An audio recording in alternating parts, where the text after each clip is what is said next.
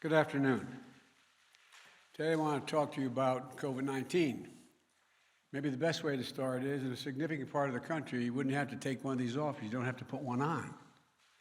Like in my home state of Delaware, where I live in Newcastle County, where I was yesterday in Pennsylvania, because people got vaccinated.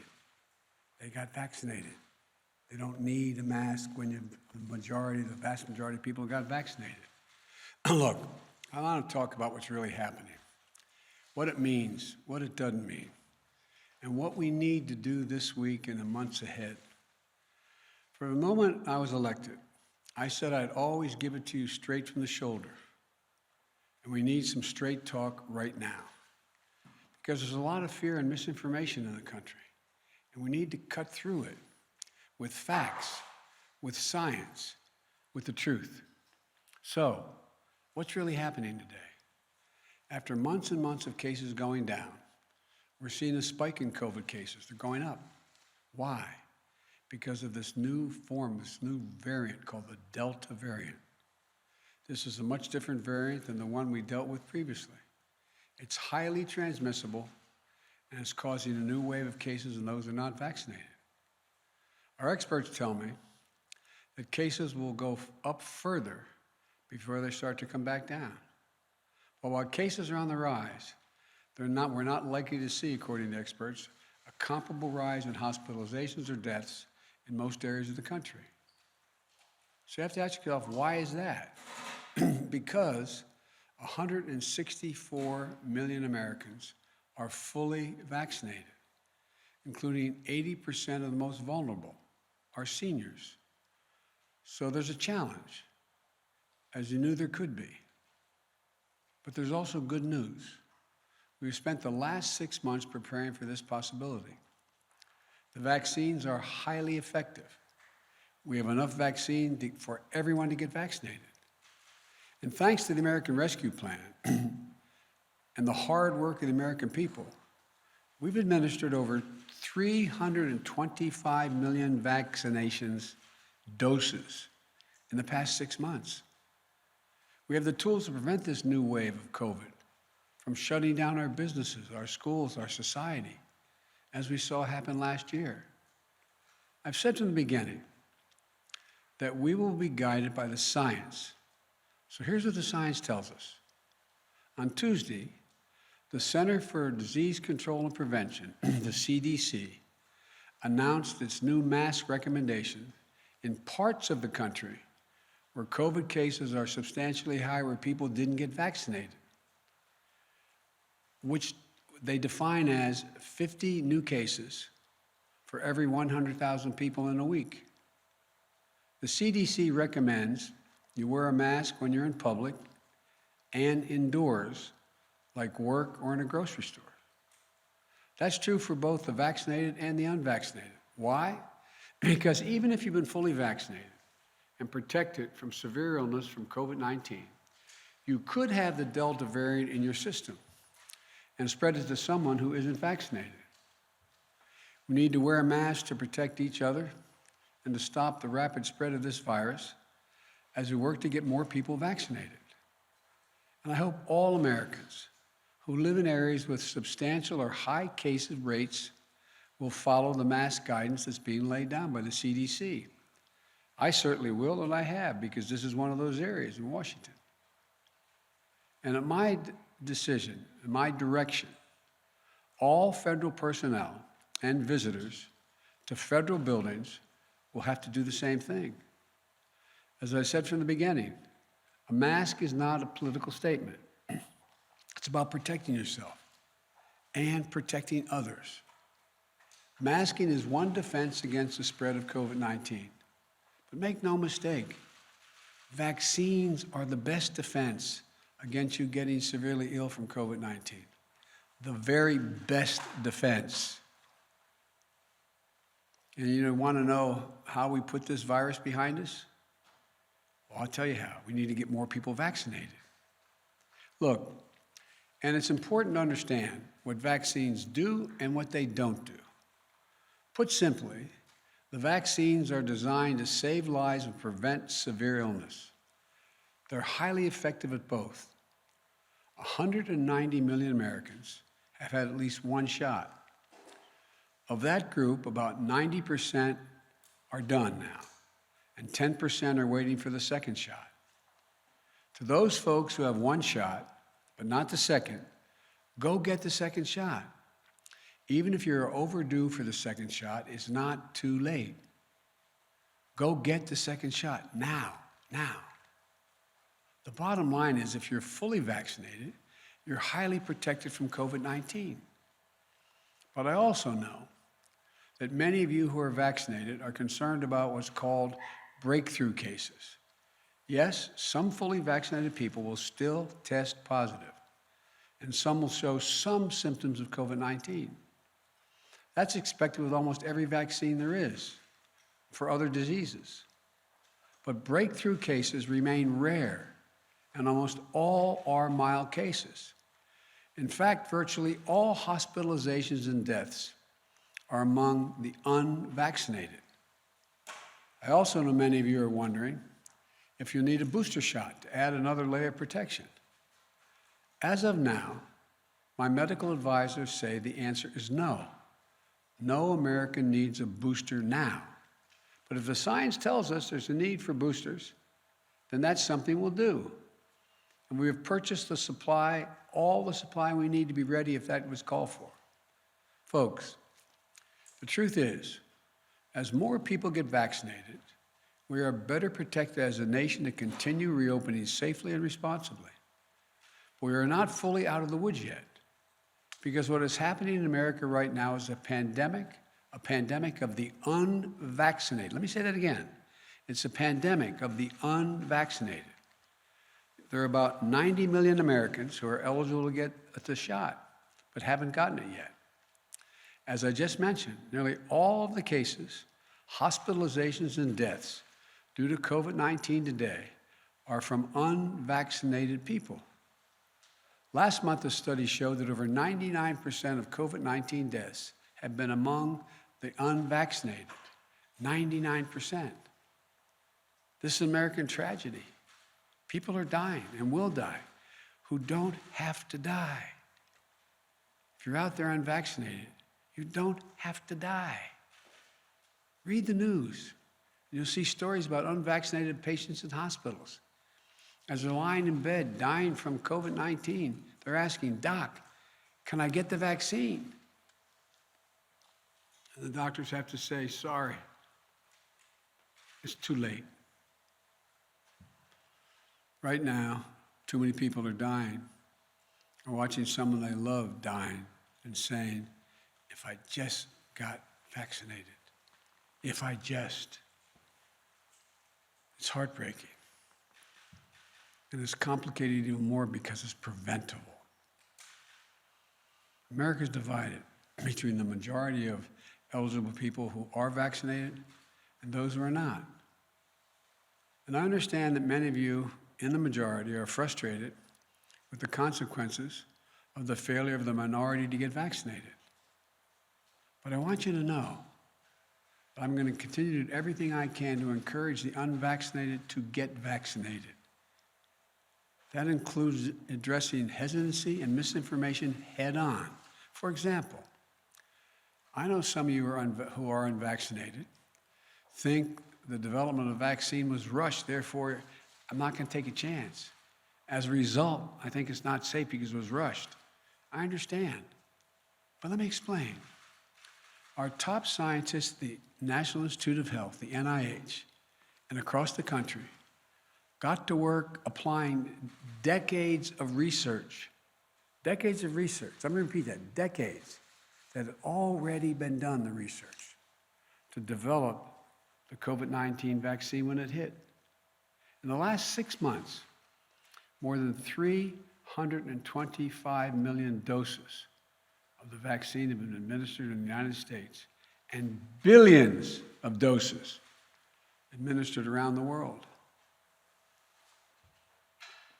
The vaccine was developed and authorized under a Republican administration, and it's been distributed and administered under a Democratic administration.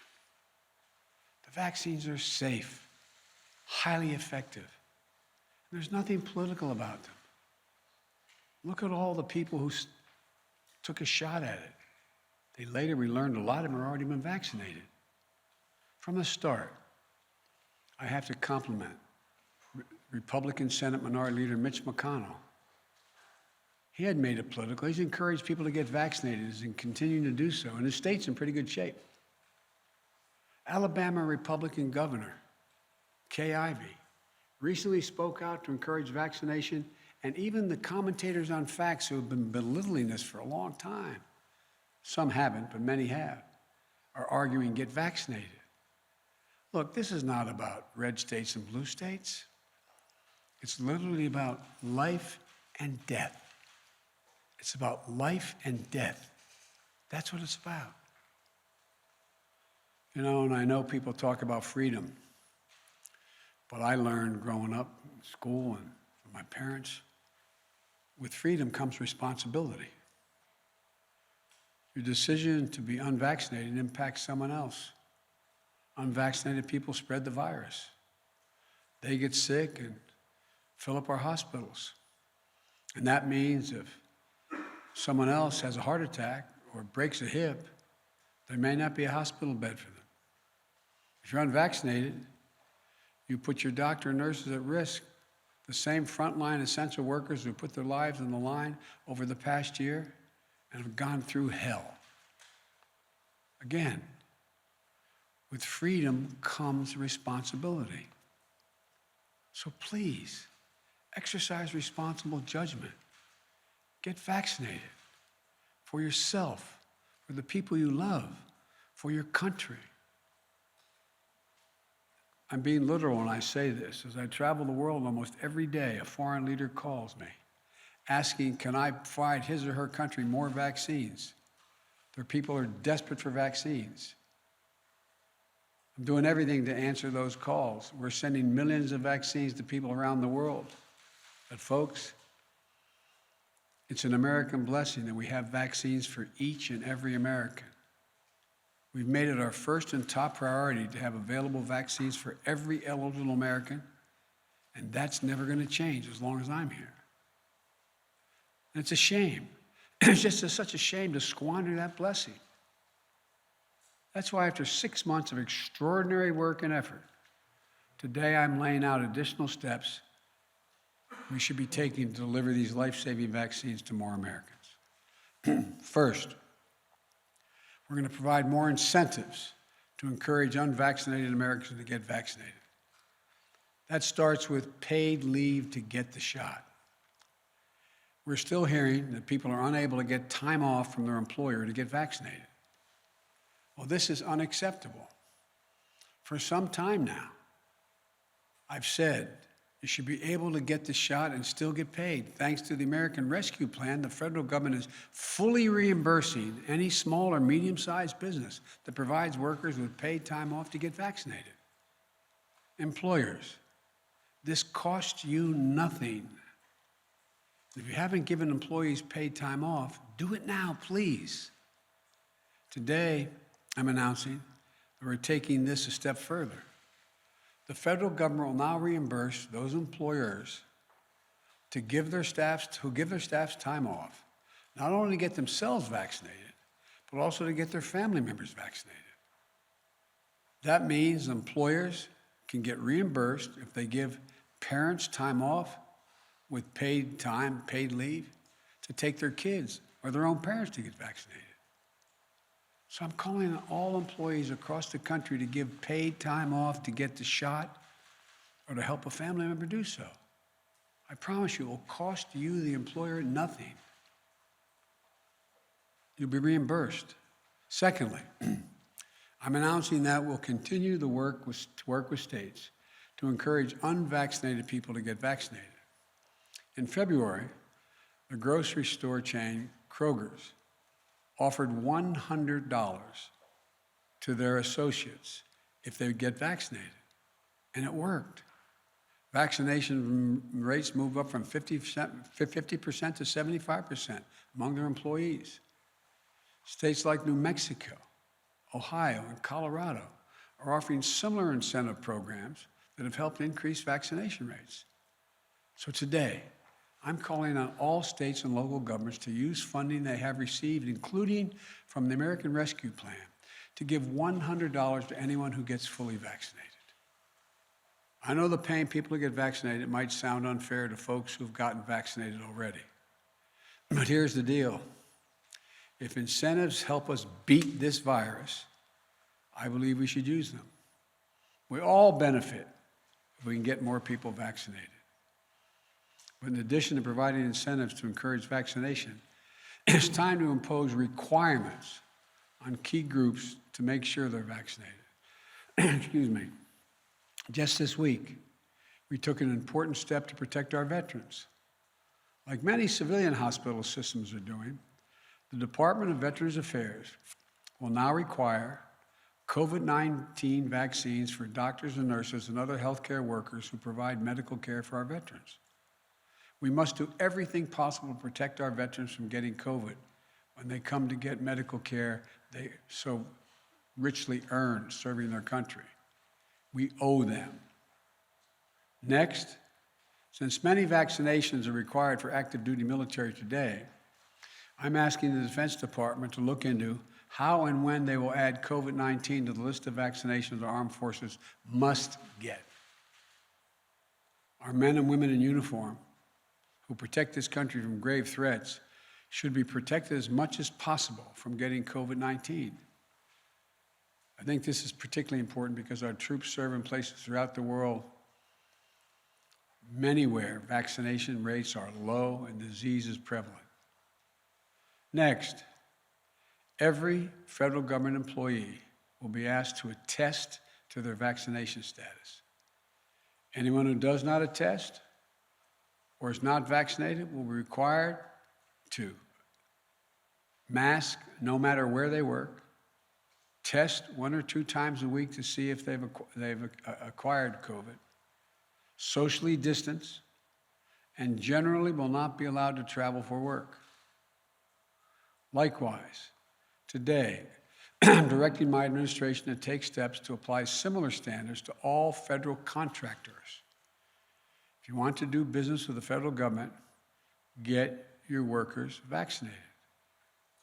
Look at the Chamber of Commerce, representing tens of thousands of American businesses, the National Association of Manufacturers, the Business Roundtable, which comprises of the largest and biggest corporations in America. They're all applauding the actions the federal government is taking and urge them to follow suit. I also commend the National Football League. It has announced that if there are outbreaks among unvaccinated players and personnel, then the team risks forfeiting games. I urge other sport leagues at every level to take every step they can. Every day, more businesses are implementing their own vaccine mandates. And the Justice Department has made it clear that it is legal to require COVID-19 vaccines. We all want our lives to get back to normal. And fully vaccinated workplaces will make that happen more quickly and more successfully. We all know that in our gut. With incentives and mandates, we can make a huge difference and save a lot of lives. I also want to speak to families with children in school.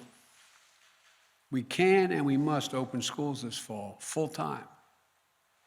It's better for our children's mental and emotional well-being, and we can't afford another year out of the classroom. Every school should be open, and we're giving them the tools to be able to do so safely.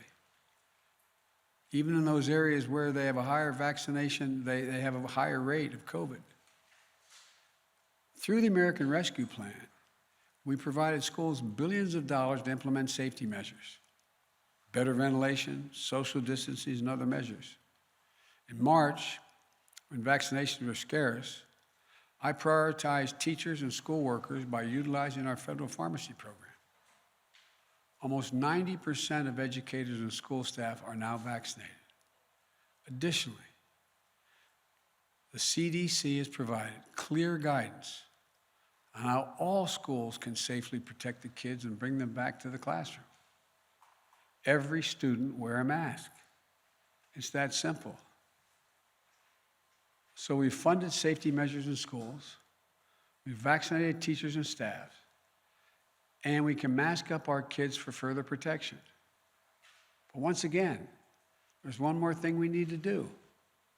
Get more adolescents ages 12 and up vaccinated now that they've been cleared. In the past week, the good news, we've seen the average number of 12 to 17-year-olds getting vaccinated increase 22% per day. Today, I'm asking school districts to host one last pop-up vaccination clinic over the coming weeks for kids ages 12 and up. We're directing the federal pharmacy program to help make that happen. Parents, get your children vaccinated. You do it for so many other things right now. For kids under 12, if and when the vaccines are deemed safe for them, we'll be prepared to get the vaccines administered as quickly and as safely as possible. Look, and as we work to vaccinate more Americans, we're prepared for outbreaks in areas where there are unvaccinated people. My administration has made it clear to every governor that more federal resources are available to them. This includes deployment of surge teams composed of experts from the CDC and the Federal Emergency Management Agency, the FEMA. We're going to continue to provide states with more testing, treatments, protective equipment, personnel, mobile vaccination clinics to stem the surge of the virus among the unvaccinated. The pictures of hospitals in several states overloaded with patients is unnecessary, avoidable, and tragic. You know, we'll help any health system overloaded and unable to cope with the spike in cases. We're ready to do that. Let me close with this. If you're at home and vaccinated, but anxious, or even angry, or if you're at home and unvaccinated, unbothered, and unconvinced, let's step back and see where we are. Just remember how we've emerged from a dark winter into a hopeful spring and summer. But really remember just how dark that winter was. Over 3,600 Americans were dying each and every day. And now, even with the surge among the unvaccinated, we're down to that 300 Americans a day. Significant. Millions of people were out of work, out of homes, out of hope and going hungry. Remember those long lines? People in their automobiles waiting for a box of food to be put in their trunk? Experts and pundits said we couldn't get the vaccines. And even if we could get the vaccines, we couldn't get them in people's arms. We couldn't get them vaccinated. They predicted our economy would collapse. Remember how we stayed focused and how we went to work? In 6 months, we got 164 million Americans fully vaccinated. Because we vaccinated so many people, put in place so many safety measures, and got economic help to businesses and people most in need, our economy is recovering. More than 3 million Americans are back to work since I was sworn in. A faster job growth than any previous administration, any. We're experiencing the fastest economic growth in nearly 4 decades, the best in the world as of now. In fact, today's GDP numbers show that in the first half of the year, our economy grew faster than any point in nearly 40 years. Our economy grew more in 6 months than most Wall Street forecasters expected for the entire year before we implemented our plan. And just yesterday, we announced a bipartisan infrastructure deal that's going to continue this momentum over the long term by making the most significant investment to rebuild America in nearly a century. But we still have to face many challenges. We still have a lot of work to do as we readjust to a post-pandemic economy. But we have the right plan. We're coming back. We just have to stay ahead of this virus. I know this is hard to hear. I know it's frustrating. I know it's exhausting to think we're still in this fight. And I know we hope this would be a simple, straightforward line without problems or new challenges. But that isn't real life. We're coming out of the worst public health crisis in 100 years, the worst economic crisis since the Great Depression. As I told you before, I carry a card in my pocket. I hope I have it with me. Carry a card in my pocket with the number of Americans dead from COVID-19. As of today, this morning, the total deaths in the United States were 609,441.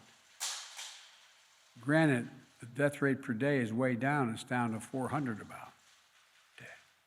But that's more deaths than World War I, World War II, Vietnam, 9/11, Iraq, and Afghanistan wars combined.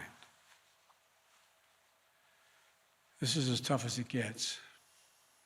We're Americans. When we get knocked down, we get back up. That's who we are. That's what we do.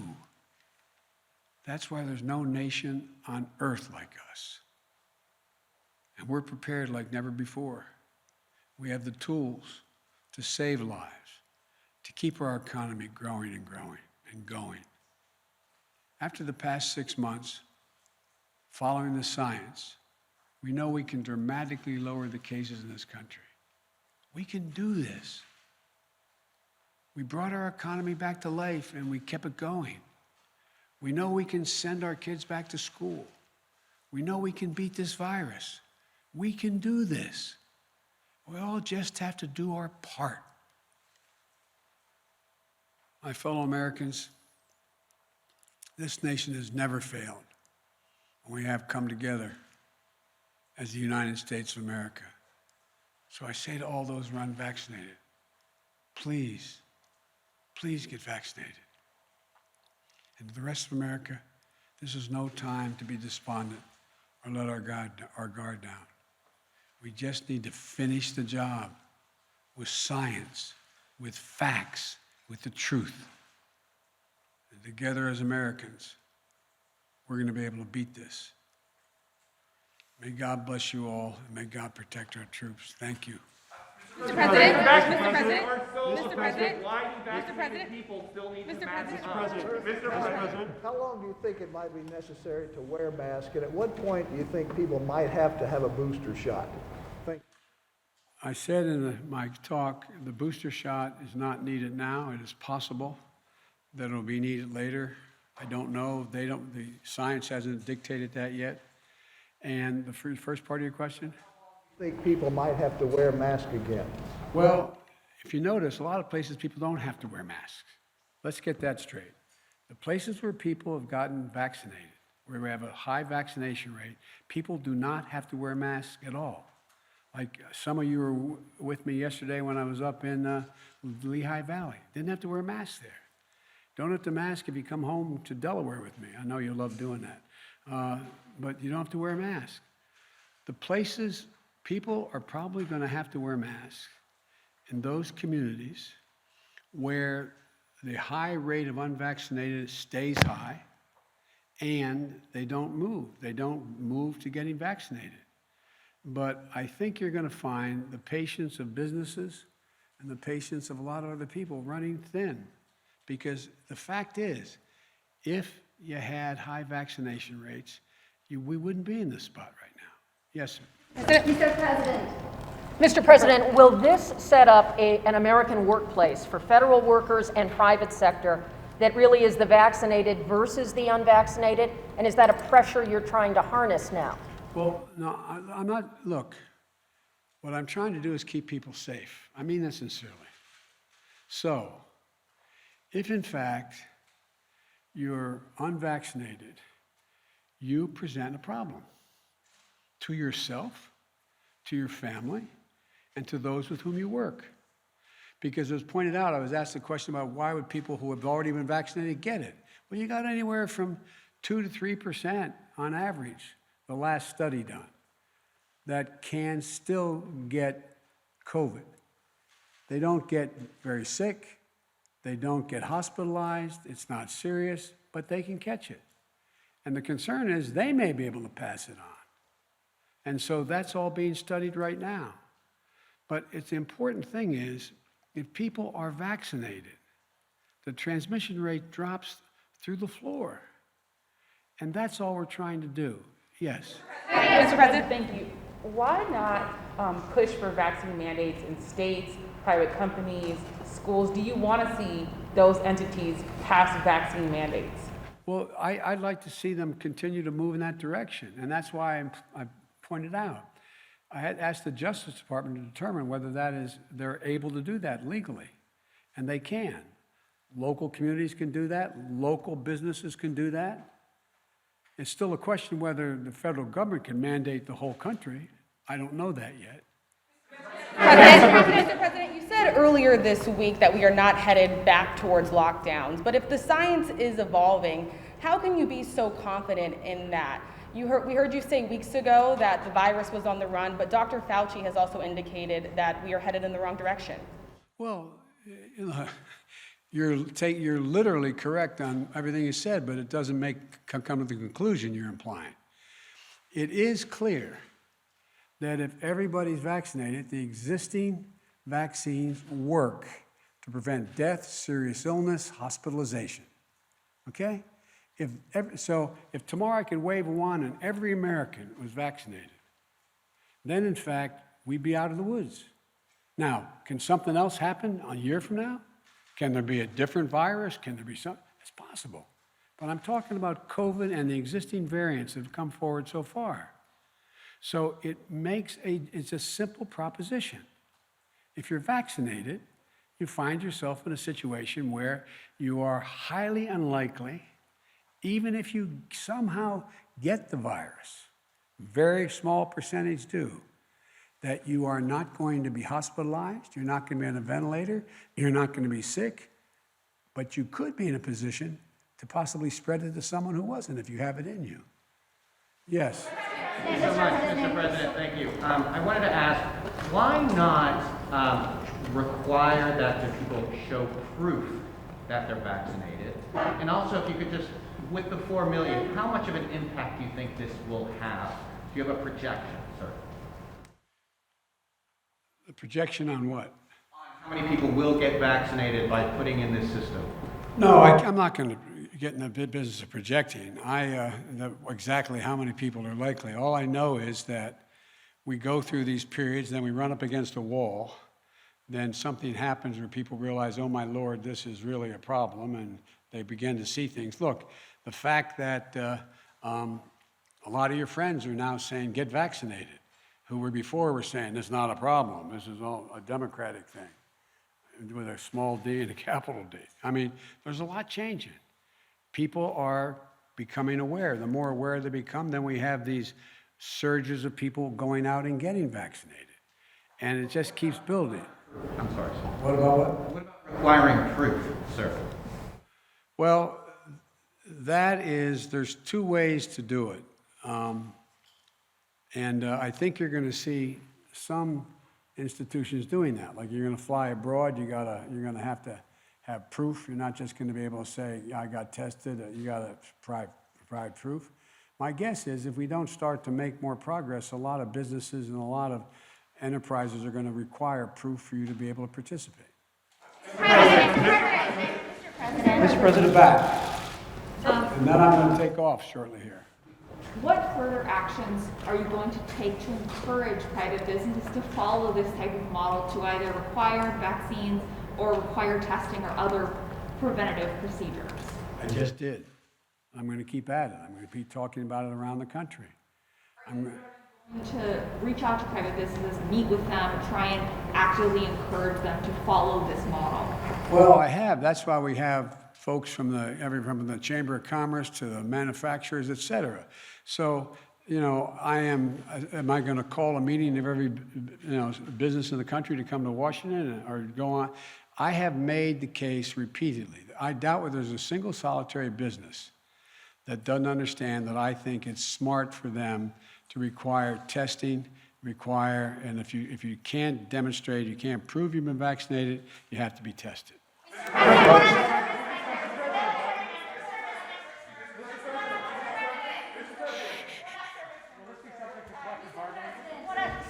Austin said he was already considering mandating the Yep. vaccine after it was fully approved. Would you like to see the mandate go into effect before full approval, and do you think he's open to that?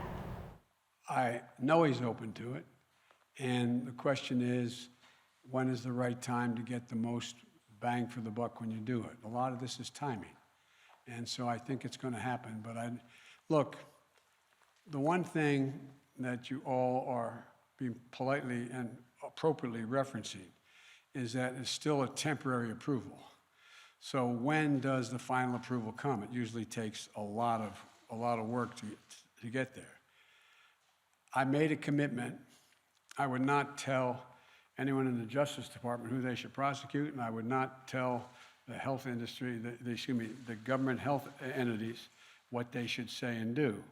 But my expectation is they're going to reach that conclusion in the early fall. Thank you very much. Mr. President, you said if you are fully vaccinated, you no longer need to wear a mask. And it seems... I have said If you're fully vaccinated in an area where we do not have, so let me clarify. in May, you made it sound like a vaccine was the ticket to losing the mask forever. And it...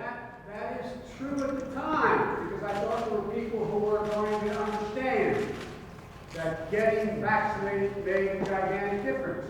And what happened was, the new variant came along, they didn't get vaccinated, it was spread more rapidly, and more people were getting sick. That's the difference. But how frustrated are you with those people, sir?